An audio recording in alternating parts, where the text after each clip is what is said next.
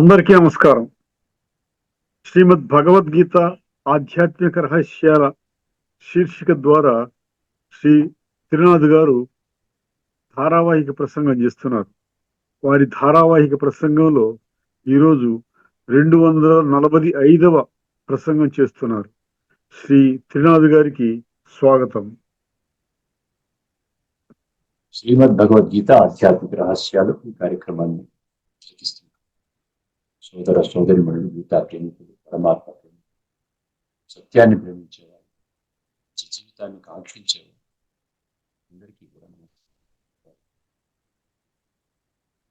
శ్రీమద్ భగవద్గీత ఆధ్యాత్మిక రహస్యాలు. ఆధ్యాత్మికత అందువల్ల చూసారా, ఆధ్యాత్మిక రహస్యాలు. గీతని సర్వశాస్త్రమై శిరోమణి అన్నారు. సర్వశాస్త్రాలకి, సర్వశాస్త్రాలు అంటే సర్వ అన్న పదాన్ని సరిగ్గా అర్థం చేసుకోండి.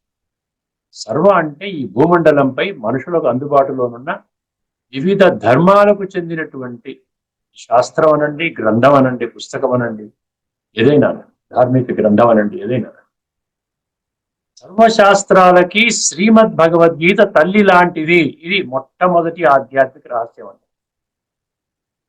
అర్థమైందండి? అది చాలా నిగూఢమైనటువంటి రహస్యము, గుహ్యాతి గుహ్యమైన గంభీరమైనటువంటి రహస్యం. మీరు గూగుల్లో వెళ్ళి కొట్టండి, సర్వశాస్త్రమై శిరోమణి విచ్ ఇస్ ద స్క్రిప్చర్ అని కొట్టండి, శ్రీమద్ భగవద్గీత అని వస్తుంది. ఎందుకు ఈ విషయాన్ని విస్మరించడం జరిగింది? ఈ ఒక్క విషయాన్ని తెలుసుకుంటే శ్రీమద్ భగవద్గీతని అన్ని శాస్త్రాల కంటే టాప్లో పెట్టేవాళ్ళు. భగవాన్ వాచ అన్న పుస్తకం ఇంకెక్కడైనా ఉందా చెప్పండి? శ్రీ భగవాన్ వాచ, భగవంతుల వాచ అని లేదు కదా. భగవంతుడు ఒక్కడేనని అక్కడ ఆ పదము ద్వారానే మనకు అర్థమవుతుంది కదండి. ఒక్క శ్లోకం కాదు, 10 శ్లోకాలు కాదు, 100 శ్లోకాలు కాదు, 574 శ్లోకాలు శ్రీ భగవాన్ వాచ. దానిని ఎందుకు, దానికి ఇవ్వవలసినటువంటి ప్రాధాన్యత, ప్రాముఖ్యత, ఇంపార్టెన్స్, యునిక్నెస్ ఎందుకు మనము ఇవ్వలేకపోయాము, ఎందుకు గ్రహించడం లేదు? దీని కొరకు మనం ఏమి చేయక్కర్లేదండి, ఎవరిని అడగక్కర్లేదు. ఎవరు అడిగినా ఎవరికి తెలియదు కదా. ఎవరేం చెప్తారు? బుద్ధి నేత్రాన్ని తెరుచుకోవాలి. సత్యత, భగవంతుడు అబ్సల్యూట్ ట్రూత్, భగవంతుడు సత్యం అంటాం కదా. గాడ్ ఈజ్ అబ్సల్యూట్ ట్రూత్, భగవాన్ పరం సత్య హై. భగవంతుడు పరమ సత్యము అంటాం. అందుకనే ఈ అసతోమా సద్గమయ సమాధానాలు అక్కడే దొరుకుతాయి, ఎక్కడ దొరకవు మీకు. అది భగవంతుని ఉద్దేశించి అడుగుతున్నాడు. అర్థమైందండి? మొట్టమొదటి రహస్యం ఏంటండి? ఈ పుడమి మీద మనుషులకు అందుబాటులో ఉన్న ఏ ఒక్క శాస్త్రమైనా, మీరు ఏదైనా తీసుకోండి, వివిధ ధర్మాలకు చెందినటువంటి శాస్త్రము అందరికీ కూడా తల్లి లాంటిది, అన్నిటికంటే ఉత్కృష్టమైనటువంటి శాస్త్రము శ్రీమద్ భగవద్గీత. ఈ విషయాన్ని ఎవరు పట్టించుకోవడం లేదు. భగవంతుడు వచ్చి చెప్పవలసి వస్తుందండి. నేను చెప్పినటువంటి జ్ఞానము కేవలం ఒకే ఒక్క శాస్త్రములో ఉన్నది. దానిని కూడా భాష్యకారులు అక్కడక్కడ తప్పుగా రాశారు. అందుకనే నేను కరెక్షన్ చేస్తున్నాను ఇప్పుడు అంటున్నాడు. అర్థమైందండి? ఈ ఆధ్యాత్మిక రహస్యాల వల్ల ఉపయోగం ఏమిటంటే మన జీవితం బాగుంటుంది. మనాన్ని కూడా అన్నాను, నా జీవితం బాగుపడుతుందని ప్రతి ఒక్కరు అనుకోవాలి. ఎవరికి వాళ్ళు నా జీవితం కొరకు, నా జీవితాన్ని శ్రేష్టంగా, సుందరంగా, అద్భుతంగా, అమోఘంగా, అద్వితీయంగా ఎందుకు గీతలో ఆ విధంగా చెప్పడం జరిగింది ఒక్కసారి అర్థం చేసుకోండి. 7వ అధ్యాయం 3వ శ్లోకాన్ని ఎప్పుడు మర్చిపోకూడదండి. అది మర్చిపోయారంటే మీరు గీత బయటికి వెళ్ళిపోయినట్టే లెక్క. వేల కొలది మనుషులలో ఒకానొకడు మాత్రమే జ్ఞాన సిద్ధి కోసం ప్రయత్నం చేస్తాడు. జ్ఞాన సిద్ధి అంటే దేని కొరకు? కేవలం జ్ఞానం కాదండి, పరమాత్మ యొక్క సత్యమైన, సంపూర్ణమైన, ఖచ్చితమైన పరిచయం పొందడం కదా. వేల కొలది జనులలో ఒకానొకడు మాత్రమే ఆ దృష్టికోణంలో ప్రయత్నం చేస్తాడు. అందుకనే ఆ జ్ఞానం ప్రాప్తించేంత వరకు అటువంటి వ్యక్తిని ఏమంటారు? జిజ్ఞాసి అంటారు. జిజ్ఞాసి అంటే ఇంక్విజిటివ్నెస్ అనమాట. ప్రయత్నం చేస్తూ ఉంటాడు, అక్కడ వెళ్తాడు, ఇక్కడ వెళ్తాడు, బ్రహ్మకుమారికి వస్తాడు, ఆర్ట్ ఆఫ్ లివింగ్ వెళ్తాడు, సద్గురు గారి దగ్గరికి వెళ్తాడు. ఎన్నో సంస్థలు, కొన్ని వందల సంస్థలు ఉన్నాయి కదా. హిందూ ధర్మానికి పేరు మీదనే ఎన్నో సంస్థలు ఉన్నాయి. అదేవిధంగా వేరే వేరే ధర్మాలకు వెళ్తే ఇంకెన్నో ఉంటాయి. ప్రతి వారు ఏం చెప్తున్నారు అక్కడ? ఏది సత్యము, ఏది అల్టిమేట్ ఏంటి? అని పరిశోధనాత్మకంగా తిరుగుతూ ఉంటాడు ఆ జిజ్ఞాసి. ఆ జిజ్ఞాసి నిజంగా తెలివైన వాడు అయినట్లయితే ఏం చేస్తాడు? ఎక్కడైతే సత్యాన్ని అర్థం చేసుకుంటాడో అప్పుడు జిజ్ఞాసి హోదాలో ఉండకుండా జ్ఞానిగా పరివర్తన అయిపోతాడు. ఇంకెక్కడికి వెళ్ళక్కర్లేదు. అమ్మయ్యా, నాకు ఏది పొందాలనుకుని ఎన్ని సంవత్సరాలుగా నేను పడిగాపులు పడుతున్నానో, ఎన్ని సంవత్సరాలుగా ప్రయత్నాలు చేస్తూ ఉన్నానో, అక్కడ ఇక్కడ అంటూ తిరుగుతూ ఉన్నానో, ఇంకా నాకు సత్యం అర్థమయ్యింది. ఆధ్యాత్మిక రహస్యాలు గీతలోని చెప్పాడు కదా, ఇది గుహ్యతమం శాస్త్రం సర్వగుహ్యతమం భూయ, రాజవిద్య రాజగుహ్యం పరమం గుహ్యం, ఇవన్నీ ఎందుకు చెప్పాడు? అందులో రహస్యాలు ఉన్నాయని భగవంతుడు ఈ విధంగా బద్దలు కొట్టినట్లుగా డిక్లేర్ చేస్తుంటే నేను ఆ రహస్యాల జోలికి వెళ్లకుండా ఏదైతే అర్థం చేసుకున్నానో అదే కోణంలో అర్థం చేసుకుంటా ఉంటే ఇంకా దానివల్ల ఉపయోగం ఏంటండి? ఎలా ఉన్నాం అలాగే ఉంటాం కదా. మన యొక్క థాట్ ప్రాసెస్ మారకపోతే, ఏదో ఇంగ్లీష్లో ఒక విధంగా చెప్తారు పెద్దవాళ్ళు, if you think as you have always thought, జాగ్రత్తగా వినండి, if you think as you have always thought you will get as you have always got. అద్భుతంగా చెప్పాడండి. ఎప్పుడు ఇదే ఆలోచననే, ఎప్పుడైతే చేసినటువంటి ఆలోచన ఇదే ఆలోచనతోనే నువ్వు గట్టిగా పట్టుకుని కూర్చుంటే దీనివల్ల నీకు ఏ రిజల్ట్ వచ్చిందో అదే రిజల్ట్ వస్తుంది. వేరే మార్పు ఎందుకు వస్తుందండి? You will get as you always got. అప్పుడు ఎక్కడ మార్పు రావాలి? థాట్లో మార్పు రావాలి. థాట్ అంటే ఏంటి? బుద్ధి నేత్రాన్ని వాడుకుంటే థాట్లో మార్పు వస్తుంది. సో ఈ బ్యాక్గ్రౌండ్ అర్థం చేసుకోవడం ప్రయత్నం చేయండి. ఇది క్యాజువల్గా తీసుకోవాల్సిన సబ్జెక్ట్ కాదండి, చాలా సీరియస్ సబ్జెక్ట్. మన జీవితాన్ని సమూలంగా పరివర్తన చేసేటువంటి సబ్జెక్ట్. నరకం నుండి స్వర్గంలోకి వెళ్ళే మార్గాన్ని స్పష్టం చేసేటువంటి సబ్జెక్ట్ అండి. మనందరి అదృష్టం అన్నమాట. ఇప్పుడు ఈ సంస్కృతి సంపద అనే ఛానల్లో డాక్టర్ ఆచార్య బిట్టు వెంకటేశ్వర్లు గారు సోదరులు, వారికి ఒక సంకల్పం భగవంతుడు కల్పించాడు. ఏదో 4 ఎపిసోడ్స్ చెప్దామని అనుకున్నాను నేను, కానీ వారి సంకల్పం ఏమిటి? మంచి విషయాలు చెప్తున్నారు, దీనిని ఎంతవరకు చెప్పగలిగితే అంతవరకు చెప్పండి, ఎందుకంటే చైతన్యం అవ్వాలి, మనుషులలో ఒక మార్పు రావాలి, చెడు నుంచి మంచి మార్గానికి వెళ్ళాలి అనేటువంటి సంకల్పం ద్వారా వారు నిర్వహిస్తున్నారు. వారి వయసు మీకు ఆశ్చర్యం వేస్తుంది, 75 సంవత్సరాలు. ఇప్పటికే రిటైర్ అయిన తర్వాత 15 సంవత్సరాలు వారు ఈ యొక్క సంస్కృతి సంపద ఛానల్ స్టార్ట్ చేసి కొన్ని మంచి విషయాల్ని ప్రజానికి తీసుకొస్తున్నారు నిస్వార్థంగా. సో ఈ విషయాలు దృష్టిలో పెట్టుకోండి. ముందు మాటగా మనం ఏం చెప్పుకుంటున్నామండి? ధార్మికము ఆధ్యాత్మికము. ధార్మికము ఆధ్యాత్మికం, ఇది కూడా ఇంకొక రహస్యం అన్నమాట. ఆధ్యాత్మిక రహస్యాలు తెలుసుకున్నప్పుడే ధార్మికము వేరు, ధార్మికము ఆధ్యాత్మికం అని కలిపేసి ఇప్పటిదాకా అర్థం చేసుకుంటున్నాము.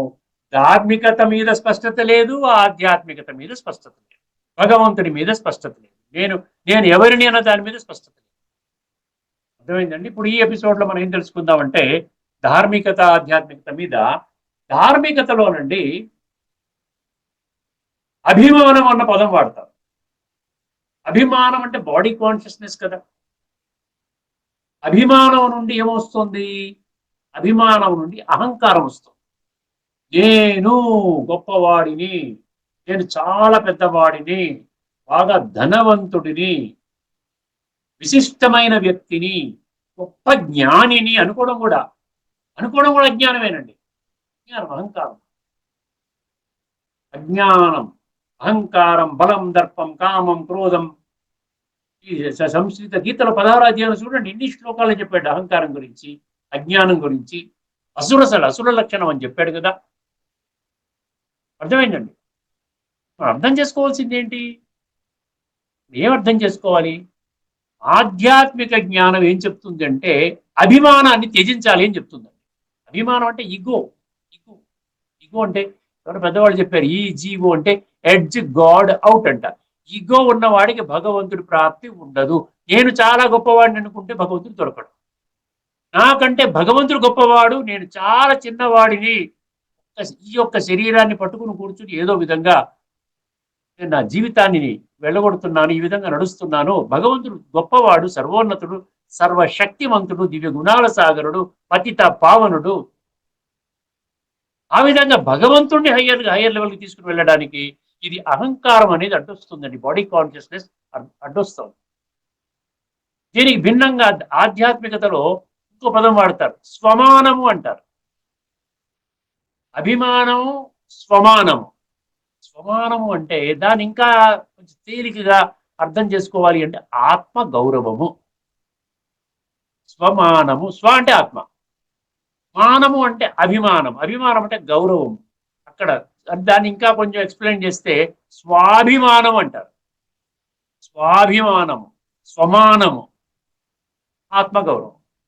ఎప్పుడైతే ఆత్మ యొక్క ఉనికిని కనిపెట్టేంత వరకు కూడా కాస్త జ్ఞానాన్ని మంథనము చేస్తాడో, అర్థమైందండి, భగవద్గీత ఆధారంగా, బ్రహ్మకుమారి జ్ఞానం ఆధారంగా, అక్కడ మీకు కరెంటు మీకు టచ్ అవుతుంది, పరమాత్మ యొక్క కరెంటు టచ్ అవుతుంది. మీకు అవుతుంది, ఖచ్చితంగా అవుతుందండి. మీకు రుజువులు ఉన్నారు కదా, ఒక 20 లక్షల మంది ఆ విధంగా మంచిగా ఎంజాయ్ చేస్తూ పరమాత్మ తోడు పెట్టుకుంటూ అన్ని పనులు చేసుకుంటూ ఉంటే అది ఎందుకు అబద్ధం అవుతుందండి? ఎలా అనుకుంటారు మీరు అబద్ధమని? 10 మందితో చెప్పించావంటే ఏదో చెప్పిస్తున్నారండి, మీరు నాటకీయంగా చెప్పిస్తున్నారండి, భగవంతుడు వచ్చాడు అని చెప్పిస్తున్నారు. అక్కర్లే. జీవితాన్ని, ఈ జీవితాన్ని వాడుకుంటూ తదుపరి జీవితాన్ని శ్రేష్టంగా తయారు చేసుకోవడం, అది జీవితం యొక్క లక్ష్యం కావాలి. అందుకని అక్కడ స్వమానము, స్వాభిమానము, ఆత్మగౌరవం అంటే ఏంటంటే ఆత్మ యొక్క అనుభూతిలోకి తీసుకుని వెళుతుంది ఆధ్యాత్మిక జ్ఞానం. అభిమానం ఉన్నటువంటి వాడికి ఆత్మాభిమానం ఆత్మజ్ఞానం అంటదండి. ఈ ఆత్మ ఇవన్నీ వేస్ట్ అండి, ఆత్మ ప్రేతాత్మ, భూతాత్మ, అమ్మో బాబోయ్, ఆత్మ అనే పదవే నాకు నచ్చదండి. చనిపోయినప్పుడు గుర్తు చేసుకుంటాం. ఎవరైనా చనిపోయినప్పుడు ఆత్మకి శాంతి కలుగుగా కానీ ఒక 2 నిమిషాలు సైలెంట్ గా ఉంటాం, అంతే.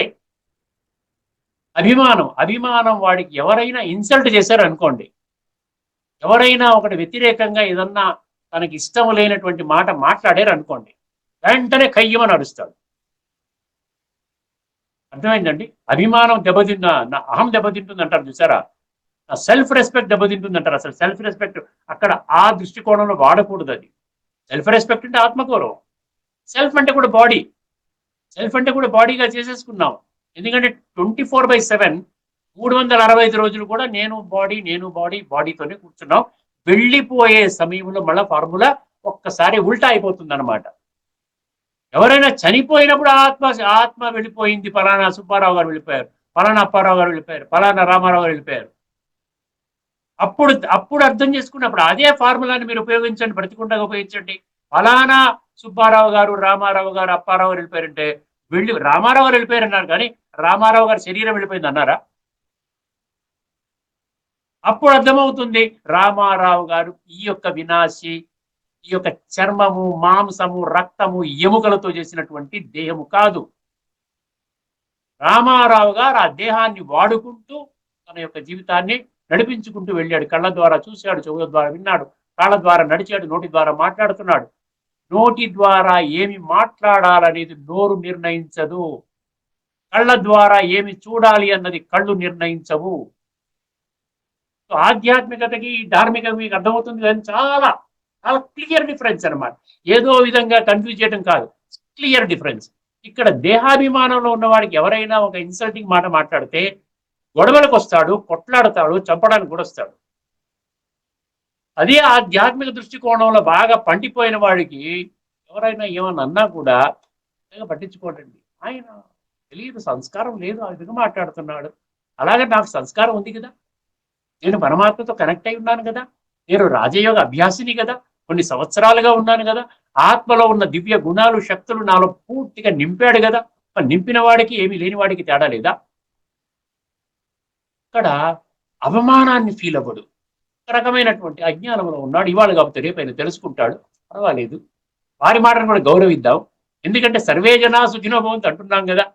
సర్వే జన లోకా సంస్థలో, వసుదైవ కుటుంబకంలో, సర్వమానవ సౌభ్రాతృత్వం, ఈ పదాల్లో వాడు లేడా? వాడు ఉన్నాడు, నేను ఉన్నానుగా. నేను పరమాత్మని ప్రాప్తి చేసుకున్నాను, పరమాత్మ యొక్క మార్గం ఉన్న క్లారిటీ వచ్చింది, అద్భుతమైనటువంటి స్పష్టత ఉంది, ఆ మార్గంలో నేను ప్రయాణిస్తున్నాను. వాడికి తెలియదు, అజ్ఞానం ఉన్నాడు, వాడు కూడా తెలుసుకుంటాడు. వీలైతే ఏమన్నా చెప్పడానికి ప్రయత్నం చేద్దాం. వినడానికి ఇష్టం లేనటువంటి వాళ్ళకి మనం ఏం చెప్పము. అర్థమైంది? 4 రకాల వాళ్ళకి చెప్పొద్దని అన్నాడు, ఇద్దరు మనం చర్చించుకున్నాం కదా. అర్థమైందండి? ఇష్టం లేని వాడికి చెప్పొద్దు అన్నాడు కదా, అహంకారంలో ఉన్నవాడికి చెప్పొద్దు అన్నాడు కదా.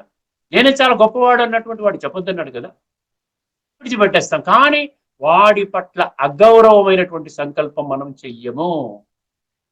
వాడు కూడా పరమాత్మ సంతానము, వాడికి కూడా మంచి జరగాలి, వాడికి కూడా పరమాత్మ ప్రాప్తి కలగాలి అన్నటువంటి భావనతోనే మనం ముందుకు వెళ్తాం. అర్థమైందండి. ఇది ఇప్పుడు ఈ ఎపిసోడ్ లో మనము ఆధ్యాత్మికము ధార్మికం అన్న విషయం మీద ఇక్కడ మనం ఫుల్ స్టాప్ పెడదామండి. మన అసలైన విషయానికి వచ్చేద్దాం. ఏదంటే మన విషయం, మన సబ్జెక్ట్ ఏంటి? సర్వకర్మ ఫల త్యాగము. నిశ్చింతగా చేసేస్తున్నాడండి. నిశ్చింత చక్రవర్తి అంటాడు. అర్థమైందండి. నిశ్చింత చక్రవర్తి. ఆ విధంగా చక్రవర్తిగా ఎందుకు చేస్తున్నాడు? నువ్వు కర్మ పెట్టుకుని, నువ్వు కర్మ చేసుకుని ఆ ఫలితం మీద ఆధారపడ్డావంటే నా నుండి బయటికి వెళ్ళిపోతావు. నేను శక్తి ఇచ్చేవాడిని, నేను సర్వశక్తివంతుడని పూజిస్తున్నావు. త్వమేవ మాతా చ పితా త్వమేవ అన్న ఎన్నో ఉన్నాయి భగవంతుడి శ్లోకాలు. కొన్ని శ్లోకాల్లో భగవంతుడు నా విధంగా నువ్వు చాలా గొప్పవాడి, నేను నీచుడిని, పాపిని, నికృష్ట ఆత్మని, నన్ను బాగు చేయి తండ్రి అని కొన్ని శ్లోకాల్లో వస్తాయి. మీరు చదువుకోండి ధార్మికంగా ఉన్నటువంటి పుస్తకాల్లో. నీవు చాలా గొప్పవాడివి, నేను చాలా తక్కువ వాడిని అనుకుని మనం ప్రార్థన చేస్తూ ఉంటాం. భగవంతుడు అంటున్నాడు, నీవు ఆత్మవే, నేను ఆత్మవే, నాలో ఉన్న గుణాలన్నీ నీకు ఇవ్వడానికి సిద్ధంగా ఉన్నాను, మనస్సు అనేది మాధ్యమము అంటున్నాడు. అందుకే దీని మీద ఫోకస్ చేయి. హయ్యర్ లెవెల్ నాలెడ్జ్ నీకు ఇస్తున్నాను, ఈ లోయర్ లెవెల్ థింకింగ్ లోకి అక్కడి నుంచి బయటపడిపో. ఎందుకంటే దాని మీద ఫోకస్ చేసి నువ్వు కర్మలు కానీ చేసావంటే నీవేమైపోతుంది? ఒకవేళ కర్మలో ఫెయిల్ అయిపోయినట్లయితే నువ్వు డల్ అయిపోతావు, టెన్షన్లోకి వస్తావు, సమస్యల్లోకి వస్తావు, చాలా బాధపడతావు, ఇంటర్నల్ గా చాలా డిస్కంఫర్ట్ ఫీల్ అవుతావు. దాని నుండి నీకు అనారోగ్యం వస్తుంది. అంత రిజల్ట్ కూడా మొత్తం చెప్పేస్తున్నాడు ఆయన. అందుకని ఏమంటున్నాడు? అనాశ్రిత కర్మఫలం అన్నాడు కదా. 6వ అధ్యాయం 1వ శ్లోకంలో ఒక ముఖ్యమైన విషయం చెప్పాలండి. ఎందుకంటే ఇక్కడ సన్యాసము యోగము రెండు ఒకటే అంటున్నాడు. సన్యాసం వేరే కాదు, యోగం అంటే వేరే కాదు. అర్థమైందండి. సన్యాసి అంటే ఇప్పుడు ఈ రోజున రాంగ్గా అర్థం చేసుకున్నారంట. సన్యాసం అంటే డ్రెస్ మార్చుకోవాలి, అడ్రస్ మార్చుకోవాలి, ఇక్కడ ఇల్లు వాకిలి భార్య బిడ్డల్ని నేను విడిచిపెట్టేయాలి, ఇక్కడ ఉంటే వీళ్ళంతా సమస్యలు క్రియేట్ చేస్తున్నారు నాకు. ప్రతిరోజు పిల్లవాడు అది అంటున్నాడు, నా భార్య అదంటుంది ఇదంటుంది, వచ్చి సంబంధాలు అత్తగారు మామగారు గొడవ పెడుతున్నారు, మధ్య బాబా ఇలా ఉంటే నేను ఆధ్యాత్మిక ఎదగలేను, నేను వెళ్ళిపోతున్నాను, మీకు ఏం కావాలో చెప్పండి, నేను ఇచ్చేస్తున్నాను, ఇదిగోండి అక్కడున్న బిల్డింగ్ మీ పేరు మీద రాస్తున్నాను, ఏ బిడ్డ నీవు ఇక్కడున్న కారు నీ పేరు మీద ఇస్తున్నాను, ఈ ఆస్తికో నాకున్నట్టు ఒక 50 లక్షలంతో క్యాష్ ఫిక్స్డ్ డిపాజిట్ ఉంది, నీకు రాసి ఇచ్చేస్తున్నా, నేను వెళ్ళి నన్ను వదిలేయండి బాబు అంటున్నాడు. దాన్ని సమర్థించడం లేదు భగవంతుడు. అసలైనటువంటి సన్యాసము ఏమిటంటే రినౌన్సియేషన్ అంటాడు ఇంగ్లీష్ లో. నీవు దేహాభిమానాన్ని సన్యసించు, విషయ వికారాలని సన్యసించు, అప్పుడే ఏమవుతుంది? యోగిగా మారతావు. యోగి కూడా అదే చేస్తున్నాడు కదా. యోగి అడ్రస్ మార్చుకోవట్లే, సన్యాసి అడ్రస్ మార్చుకుంటున్నాడు. కానీ సన్యాసి యోగి ఒకడే అంటున్నాడు. భగవంతుడు ఏమంటున్నాడు? ఇద్దరు ఒకటే. ఏ మార్గాన వెళ్ళినా కూడా నీకు అదే రిజల్ట్, పరమాత్మ ప్రాప్తి, పరమాత్మ యొక్క సత్యమైన వారసత్వం యొక్క ప్రాప్తి. ఈ బ్యాక్గ్రౌండ్ లో మీరు వినండి శ్లోకం. ఇది 6వ అధ్యాయంలోని 2వ శ్లోకం. అంటే మీకు క్లియర్ గా అర్థం కావాలని నా తపన అనమాట. ఎందుకంటే నాకెంత క్లారిటీ ఉందో మీకు ఆ క్లారిటీ నేను ఇస్తున్నాను. నాకంటే గొప్పగా మీరు తయారవ్వాలంటే ఒక శుభ భావన పెట్టుకొని చెప్తున్నాను. అర్థమైందండి. ఏదో కన్ఫ్యూజ్ చేయడానికి చెప్పటంలే. ఇప్పటి వరకు మనం కన్ఫ్యూజన్ లో ఉన్నాం, ఆ కన్ఫ్యూజన్ బయటికి రావాలి. 6వ అధ్యాయంలో 2వ శ్లోకం వినండి. యం సన్యాసమితి ప్రాహు యోగం తం విద్ధి పాండవా నహ్య సన్యస్త సంకల్పో యోగి భవతి కశ్చన. ఎంత అద్భుతంగా చెప్పాడండి. దీని నెక్స్ట్ వర్సే అనమాట. ఎందుకంటే సన్యాసము యోగము ఒక్కటే అని అర్థం చేసుకోవడానికి కొన్ని శ్లోకాల్లో భగవంతుడు చాలా స్పష్టతనిచ్చాడు. నేను వరుసగా రాబోయే 2-3 ఎపిసోడ్స్ లో మీకు ఇంకా స్పష్టతనిస్తాను. భగవాను వాచలో సన్యాసము యోగము ఒకటే, రెండు వేరు కాదు. ఈ రెండింటిని విస్మరించి యోగి అనేవాడు నేను ఇలా తపస్సు చేసుకుంటా కూర్చుంటాను, ఆసనాల మీద కూర్చుంటాను, ఒంటికాల మీద నుంచుంటాను, నేను గొప్ప యోగిని. భగవంతుడు అంటున్నాడు నువ్వు యోగివి కాదు, నువ్వు భోగివి అంటున్నాడు. అదేవిధంగా సన్యాసి నేను డ్రెస్ మార్చుకుంటున్నాను, నేను అడవులకు వెళ్ళిపోతున్నాను. అక్కడ అడవులకు వెళ్ళిపోయినా కూడా నీ మనసులో సంకల్పాలు ఏమున్నాయి? విషయ వికారాల సంకల్పం కానీ ఉన్నట్లయితే నువ్వు సన్యాసివి కాదు. సన్యాసులు అంటే ఇప్పుడు ఈ రోజున ఎక్కడికి ఎప్పుడు అడవిలోకి వెళ్ళే సన్యాసులు లేరు. ఇప్పుడు అడవులకు వెళ్ళే సన్యాసులు, సన్యాసం అని మీరు గూగుల్లో కొట్టండి, what is the correct definition of a true సన్యాస, ఎ రినౌన్సియేట్, ఎ సన్యాసి అని అడగండి. అక్కడ చెప్తాడు, వాడు లక్షణాలన్నీ చెప్తాడు. ప్రాపంచిక సౌఖ్యాల నుండి దూరంగా వెళ్ళేవాడని చెప్తాడు. ప్రాపంచిక భౌతిక కోరికల నుండి అసలు ఏమాత్రం పట్టకుండా కేవలము స్వయాన్ని ఆత్మగా గుర్తించి పరమాత్మతో నిరంతరము జ్ఞాపకము చేసుకునేటువంటి వాడే అసలైన సన్యాసి, అసలైన యోగి. ఒక్కసారి పదవిచ్ఛేదన చేద్దామండి ఇక్కడ. ఎం సన్యాసమితి ప్రాహు యోగం తం విద్ధి పాండవ. ఎం సన్యాసం, ఏదైతే మీరు సన్యాసము అంటున్నారో, సన్యాసము అంటే మనం చూస్తున్నాం కదా ఈ ప్రపంచంలో, సమాజంలో ఎంతో మంది సన్యాసులు, వాళ్ళే ఈ విధంగా మనము సాధువులుగా, సంతులుగా, ఋషులుగా, మునులుగా ఇప్పుడు వర్తమానములో ఉండేటువంటి వాళ్ళ గురించి చెప్తున్నాడు భగవంతుడు. ఎందుకంటే స్టార్టింగ్ లో కాలచక్రములో ఎక్కడైతే భక్తి ప్రారంభమైందో, ద్వాపర యుగములో ప్రారంభమైనప్పుడు వాళ్ళు ఏమన్నారు? నేతి నేతి అన్నారు. అంటే మాకు భగవంతుడి గురించి తెలియదండి, మేము ఆ ప్రయత్నంలో ఉన్నామని చెప్తున్నారు. కానీ వర్తమానంలో ఉన్నటువంటి సన్యాసులు కొంతమంది మేమే భగవంతులము, అహమీశ్వర అంటారు కదా, ఈశ్వర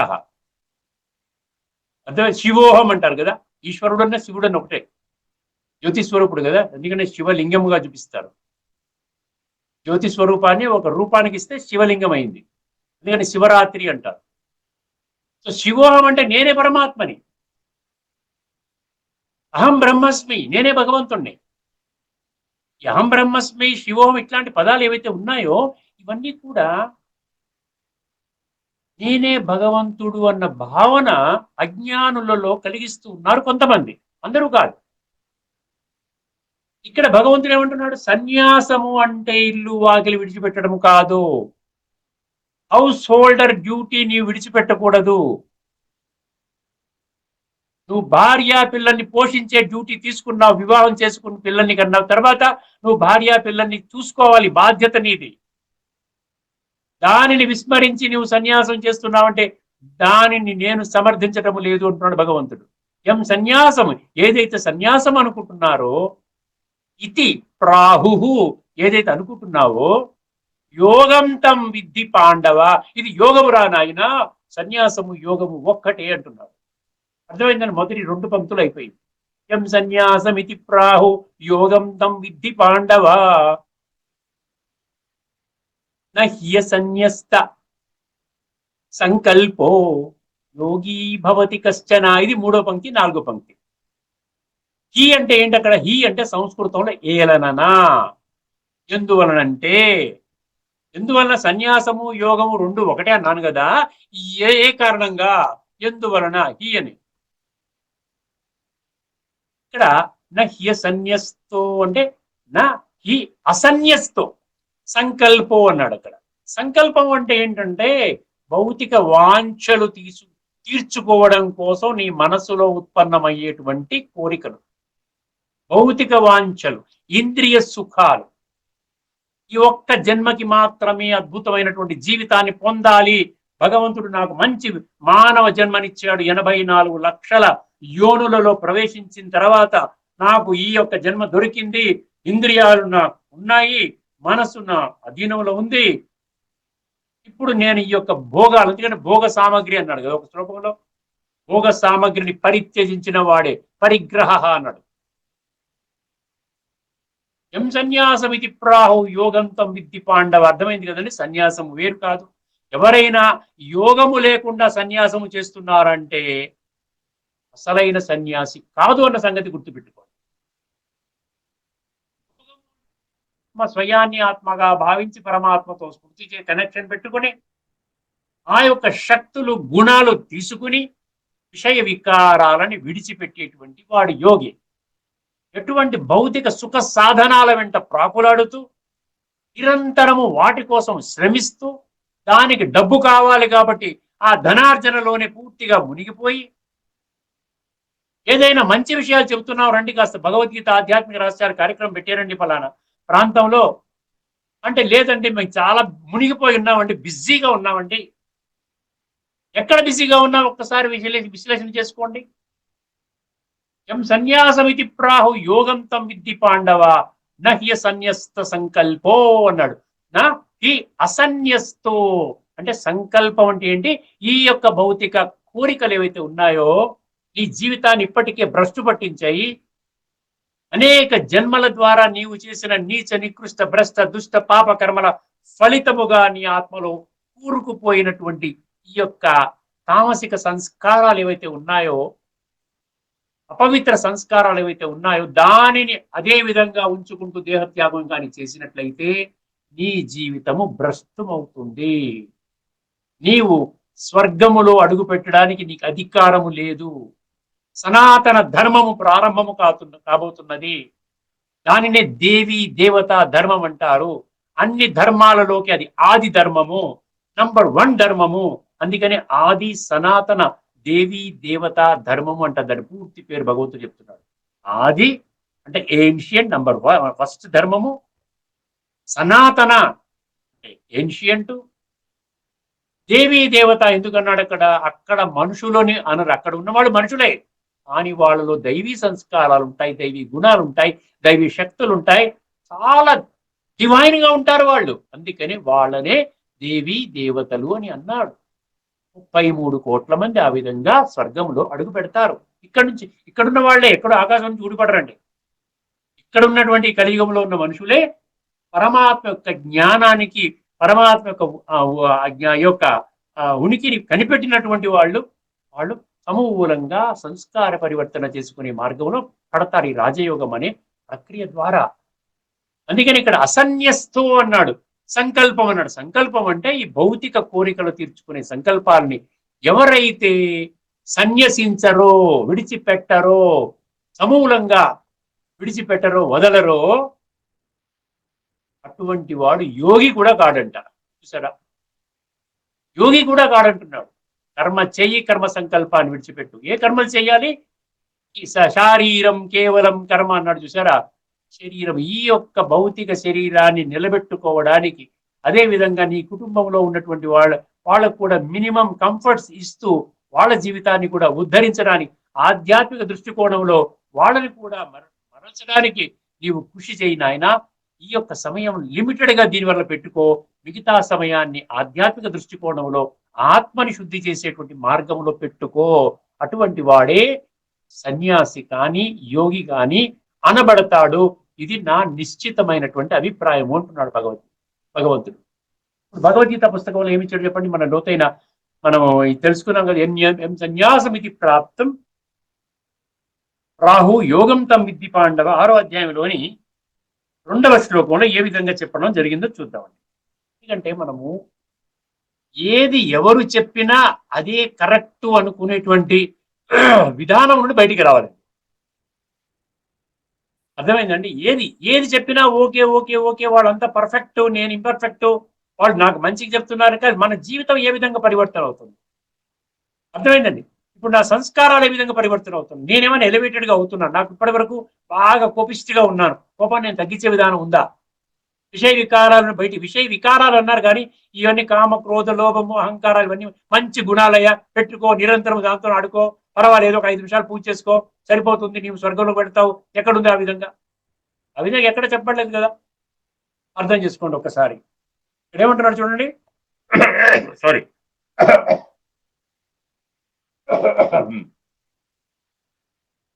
6వ అధ్యాయంలో 2వ శ్లోకం అండి. యథాతథంగా ప్రతి పదం యొక్క అర్థాన్ని చెప్తున్నాను. భగవంతుడు ఏం చెప్పాడో దాన్ని, ఆ విషయాన్ని, ఆ నిగూఢ రహస్యాలని గమనించండి. ఓ అర్జున, సన్యాసము అని పిలువబడినది ఏ యోగము అని తెలుసుకోనము. ఎందుకంటే ఈ స్పష్టత ఇంకేమైనా కావాలా మీకు? భగవాన్ వాచ సన్యాసము అని పిలువబడినది ఏ యోగము అని తెలుసుకోనము.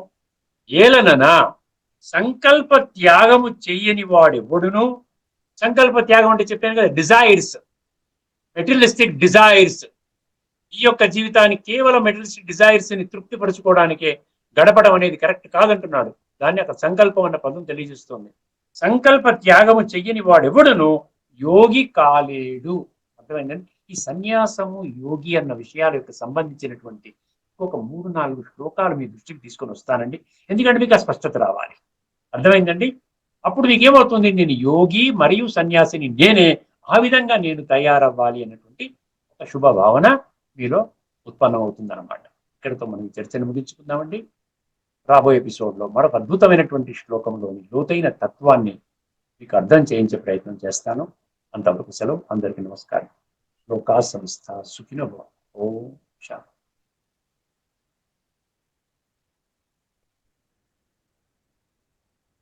శ్రీమద్ భగవద్గీత ఆధ్యాత్మిక రహస్యాల తాత్వికతను సవివరంగా విశ్లేషించిన శ్రీ త్రినాథ్ గారికి ధన్యవాదాలు.